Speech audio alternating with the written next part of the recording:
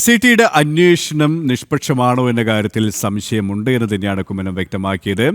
തന്ത്രിയിലേക്ക് തിടുക്കപ്പെട്ട് എത്തി, എന്നാൽ കടകംപള്ളിയിലേക്ക് മറ്റ് കേസിലെ പ്രതിസ്ഥാനത്ത് നിൽക്കുന്നവരിലേക്കും എന്തുകൊണ്ട് SITയുടെ അന്വേഷണം എത്തുന്നില്ല?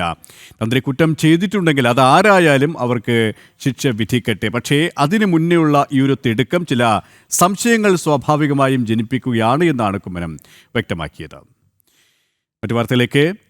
ശബരിമല സ്വർണ്ണക്കവർച്ചയിൽ ED കേസെടുത്തിരിക്കുകയാണ്. SIT കേസിലെ 15 പ്രതികളെയും ഉൾപ്പെടുത്തിയാണ് ED ECIR രജിസ്റ്റർ ചെയ്തത്.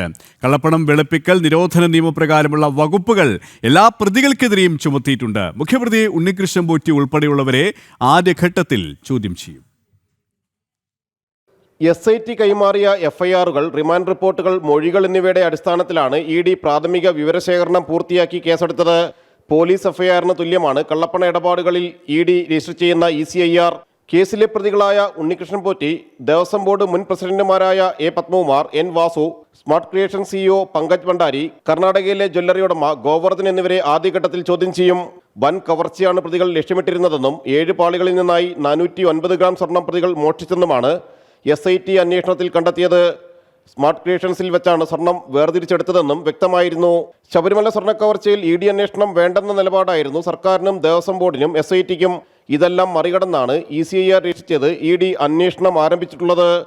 ജനം, കൊച്ചി.